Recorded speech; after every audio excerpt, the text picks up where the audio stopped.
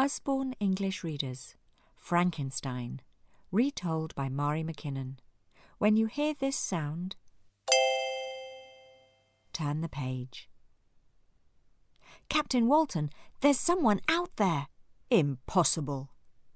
Their ship was far from land, with the Arctic ice all around. The captain looked where the man was pointing and saw a dark shape. It was a dog sled, and on it there was another man. A giant, he seemed. The sled raced past them and disappeared. Were they imagining things?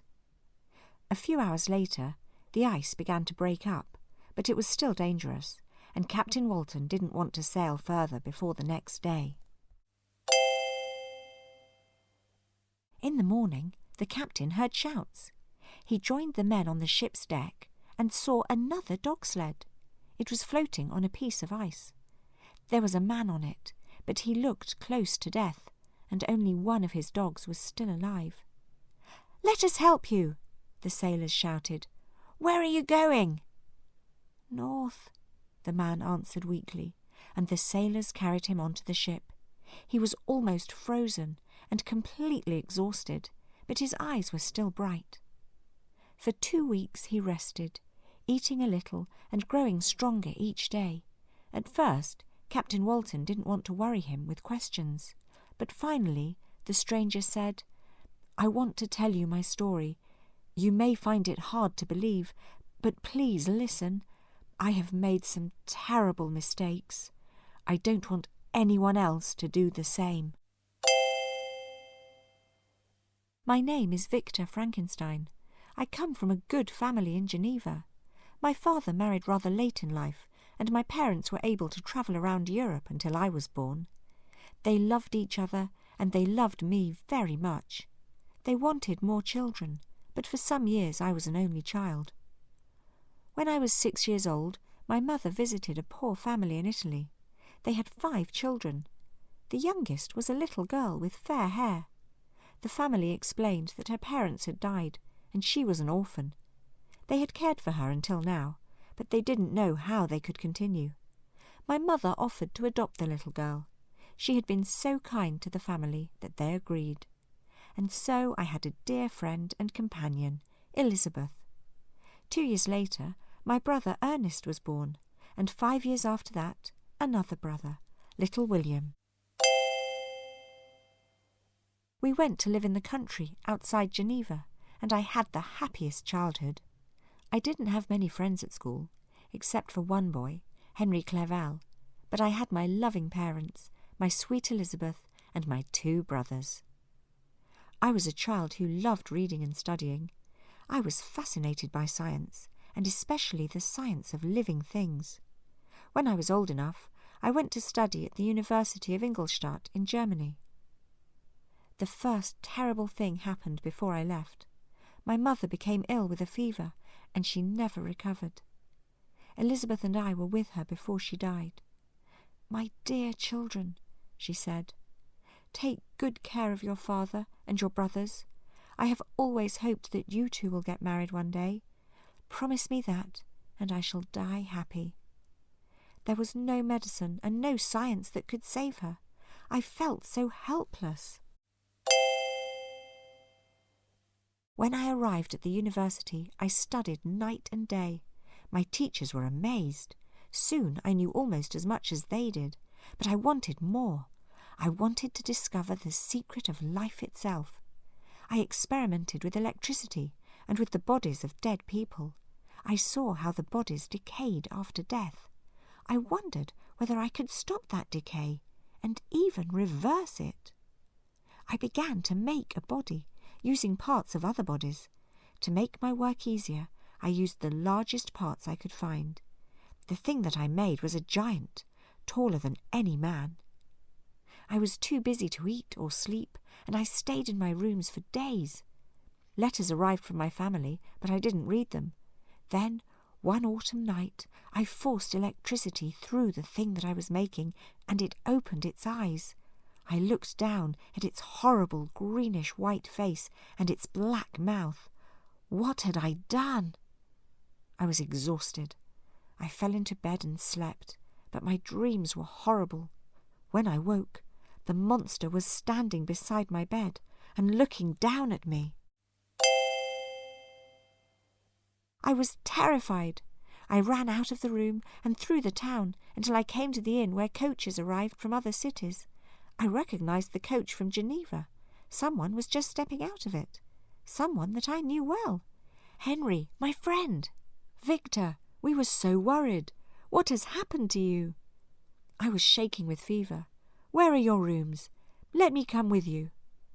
I didn't dare to think what we might find there, but the rooms were empty. The monster had gone. All winter, Clerval cared for me, and by the spring I was much better. Then a letter arrived from my father. Geneva, May 5th. My dear Victor, I was so glad to hear that you were recovering. I am sorry to write to you with this shocking news. William is dead, that dear, sweet boy. We were walking one evening outside the town. It was almost dark when Ernest noticed that William wasn't with us. We searched all night, and in the morning we found his body. There were marks around his neck. Someone had strangled him. Elizabeth blames herself. William wanted to borrow a little picture of your mother in a gold frame, and she gave it to him. When we found him, the picture was missing. I suppose the murderer wanted the gold, but who would kill a little child? I arranged to go home immediately. When the coach was near Geneva, I decided to stop and visit the place where William was last seen. There was a terrible storm, with flashes of lightning across the lake. Suddenly, I saw a giant shape between the trees. Surely it couldn't be. But yes, it was the monster. I guessed immediately that he was William's murderer. He raced away towards the top of the mountain. No human could ever run fast enough to catch him. All night I walked by the lake in the storm. Who would believe my story? Finally I reached my father's house. My brother Ernest met me. "Oh, Victor, I'm glad that you're here. Nobody can calm Elizabeth. William's death was bad enough, but the murderer was someone we knew." "What do you mean?" "It was our servant, Justine. Elizabeth was so kind to her, and we trusted her completely. We thought that she loved little William." "It can't be." "She had gone to visit her family when William was killed. In the morning they found her asleep in a barn, with the picture beside her. She says that she was on the way back to us when she heard about William. She looked for him for hours, and then found somewhere to rest. She can't explain about the picture. She is innocent, I know it. Then our laws will not find her guilty." Ernest was wrong, however. Elizabeth said that she believed Justine, but she could not persuade the townspeople. Justine was condemned to death and hanged 2 weeks later. If I was right, the monster was responsible, which meant I was responsible for the deaths of 2 innocent people. Could anyone ever forgive me? I avoided everyone, walking far into the mountains, higher and higher, until I reached the mountain tops. There, in the fresh snow, I saw the giant coming towards me. "You evil monster!" I shouted. I ran towards him, but he avoided me easily. "Wait," he said. "I understand why you hate me, but you made me, and so you must listen to me. If I have done terrible things, it is because I am miserable. You can make me good by giving me happiness." I listened, horrified but fascinated, as the monster told his story. "I don't remember much about the time after you made me," he said. "I learned to open and close my eyes, to move my arms and legs. My body was cold, and I found some of your clothes to cover it. I was hungry and thirsty, but there was no food or drink. I walked all night until I was far from the town. I found some fruit trees near a river, and I ate and drank and slept. Then the rain and snow came, so I looked for a place where I could be warm and dry. I saw a hut near the river and went towards it. There was a man there, and he had made a fire. When he saw me, He screamed and ran away. I didn't understand why, but his fire was warm and bright, and he had even left a little food. When the food was finished and the fire died, I went out again. I walked until I came to a village. As soon as the villagers saw me, they shouted and threw stones. The men started running towards me. I understood that they wanted to hurt me, and I ran. Why were people afraid of me? I wanted to understand them better, but I could not show myself. At last I found another empty hut next to a small house. I could watch the people in the house through a hole in the wall, but they couldn't see me. I was fascinated by them. There was an old man, a young man named Felix, and a young woman, Agatha. Felix and Agatha took care of the old man, and I realized that he was blind. They lived very simply. Often the young people gave their father food, but ate nothing themselves. At first, I didn't understand them when they spoke, but slowly I learned their words. Sometimes Agatha helped the village children to learn their letters, and so, by watching and listening, I learned to read too. In the evenings, Felix and Agatha read books to the old man, and I learned many things about the world from what I heard. I helped them in little ways. I could see that they needed wood for their fire, so when they were sleeping, I collected some and left it outside their door. I left presents of wild fruit, too. They were surprised and pleased, but they never guessed that their helper was so close. I lived like this for many months. I wanted to speak to them, but I knew I couldn't. I had seen my face in a pool of water, and I understood now why people screamed when they saw me. I was an ugly monster, but I wanted to be like these people, kind and good. Still, if the old man was blind, he would not see my face. I could speak to him first, and he could explain me to his children. I chose a day when the young people were out of the house and went inside. The old man spoke to me politely and listened kindly, but then we heard the young people coming back. When she saw me, Agatha screamed, and Felix attacked me. "Get away from my father," he shouted. I didn't fight him. I just ran into the forest. When I came back to the house, it was empty. Now I was angry. The family had been cruel, and I could not forgive them. I put dry wood all around the house, took a piece from the fire inside, and lit it. I watched while the house and my hut burned to the ground. Where could I go now? There were some letters in your old clothes, with your father's name and address. I didn't know where Geneva was, and it was months before I came close to the town. I avoided people as much as I could, but one evening I saw a little boy playing on his own. I thought that maybe he would not hate me, and I went towards him. When he saw me, he screamed, "Go away! I'm not afraid of you. My father is an important man. His name is Frankenstein." It was your name, the name of my enemy. I held his neck until he was quiet. I had killed him. He had a picture in his pocket of a beautiful lady. I was looking at it when I heard other people coming, and I ran away. I looked for somewhere to hide and found a barn. I thought that it was empty, but then I saw a young woman asleep. I wanted to wake her, to hear her speak kindly, but I knew that she would scream too. Instead, I left the picture beside her and hid in some trees. In the morning, I heard shouting. A crowd was dragging the young woman out of the barn. Their faces were full of hate, and she was crying.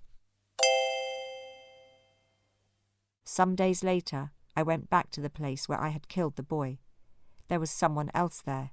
It was you who brought me into this life of hate and pain. I was too angry to speak to you, but since then I have been thinking. You can make the one thing that will end my unhappiness. You must make another one like me, a companion, a wife. I stared at him. You killed my brother, I said at last. Because of you, an innocent girl was condemned to death, and you ask me to make you happy? To bring another monster into the world, to murder and destroy? I won't do it. The monster looked furiously angry, and then he controlled himself. You are wrong, he said. I have done all these things because I am unhappy and alone. Make a companion for me, and I promise that we will hide. We will be far away, in the wild places where humans never go, and you will have peace. If you refuse, I will hurt your family again. I cannot force you to love me, but I can make you fear me. He turned around and left me on the mountain. Slowly, I climbed down. Did I dare to make a companion and trust the monster to keep his promise? Or should I refuse and risk his anger? What might he do to me, or, even worse, to my family? I decided that I had to trust him. I couldn't possibly do this horrible work at home. I told my father that I wanted to travel to Britain and meet some of the great scientists there. Clerval could travel with me. I planned to return in less than a year, and then Elizabeth and I could get married and be happy at last. Clerval and I went to visit some friends in Scotland. I needed to find somewhere quiet and private, so I told Clerval that I wanted to travel on my own to the Northern Islands. It was easy to find a house there where I could work in peace. I brought in everything I needed and started my experiments. This time my work was very different. I knew what I was doing, but also I knew what I had done. How could I be sure of my results? This new monster might be even worse than the first one, and she had made no promise to me. One evening I looked at the thing. It was almost finished, and it was disgusting. Then I heard a sound and looked towards the window. The monster was there, watching me. I screamed and began to destroy the thing that I had made. I heard another, louder scream outside the window.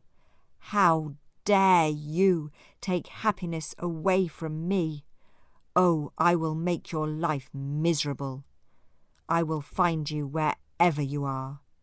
I will be with you on your wedding night. I ran out of the house, but he was gone. The next morning, a letter arrived from Clerval. He was coming to meet me before we returned to Switzerland. I was glad to hear this, but first I had something to do. That evening, I packed the broken pieces of my experiment into a small boat and sailed away from the island. When I was far out on the sea, I threw everything into the water. Then I meant to rest a little, but I was so tired that I fell asleep. When I woke, I could see land, but it wasn't my island. There was a small village ahead, and I sailed towards it. I saw people pointing at my boat, but they didn't look friendly. As soon as I arrived, they took hold of me and dragged me away to prison. "What kind of a welcome is this?" I asked. "Murderer! What kind of a welcome do you expect?" Who was this murderer? I felt sick with fear. The villagers told me that they had seen a strange man in a boat. Soon after, they found the dead man's body. The next day they took me to see it. Just as I had guessed, it was Clerval. I could see the huge finger marks around his neck. I was ill for several months. The villagers soon decided that I was not guilty. People had seen me on my island, far away, around the time of Clerval's death. But I knew that I was responsible. My father came to bring me home, and we left as soon as I was well enough to travel. I wanted to be with my family. I knew that the monster would come back. "I will be with you on your wedding night." If he planned to destroy me, then at least my miserable life would be over. But maybe he wouldn't succeed. Maybe I would have the strength to kill him at last. Elizabeth was worried because I was so thin and pale. I saw that she too was paler and sadder. but still beautiful. We decided to have a quiet wedding at home, and afterwards we planned to travel to Italy, the land of her childhood. In the days before the wedding, I was always nervous, and I carried guns with me everywhere, but I never saw the monster. After the wedding, we crossed Lake Geneva by boat. We arrived on the south side in the early evening and walked a little beside the lake. When night came, I was more nervous than ever. I told Elizabeth to go into the inn where we were staying. I wanted to look all around it, to see if the monster was hiding nearby. I didn't find him in the garden or the trees, but then I heard a terrible scream. Elizabeth was lying across the bed, like a broken toy. I could see the heavy finger marks around her neck. The window was open, and for a moment I saw the monster's evil face before he climbed down the wall outside. I fired both my guns, but I missed, and he ran towards the lake and jumped into the water. What a fool I had been! I had expected him to attack me, when all along he planned to hurt Elizabeth. It was too horrible to think about. I went back to Geneva, to my brother and my poor father. The news was too much for my father, after all that he had suffered. A few days later, he too was dead.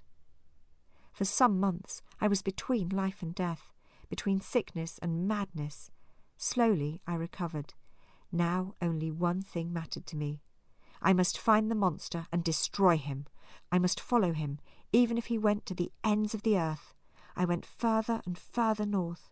I never saw him, but he left me messages and signs, and sometimes even food. I understood that he wanted to keep me alive and miserable. Finally, here on the Arctic ice, I saw him, but I wasn't strong enough to follow. He is out there still, and I must find him. Frankenstein lay back, exhausted. Captain Walton asked the ship's doctor to give him some medicine, but it was already too late. An hour later, Frankenstein closed his eyes for the last time. Slowly and sadly, the captain left his cabin. What a terrible story! He had liked the man, though, had liked his seriousness and intelligence. Then he heard a sound behind him and turned around. The monster almost filled the cabin, leaning over Frankenstein's dead body. Was it possible? Was he actually crying? "If you wanted to kill him yourself, you are too late," said the captain coldly. "No, I was going to ask him to forgive me. At first, I only wanted to make him suffer, but it didn't bring me understanding or happiness. Nothing will do that now.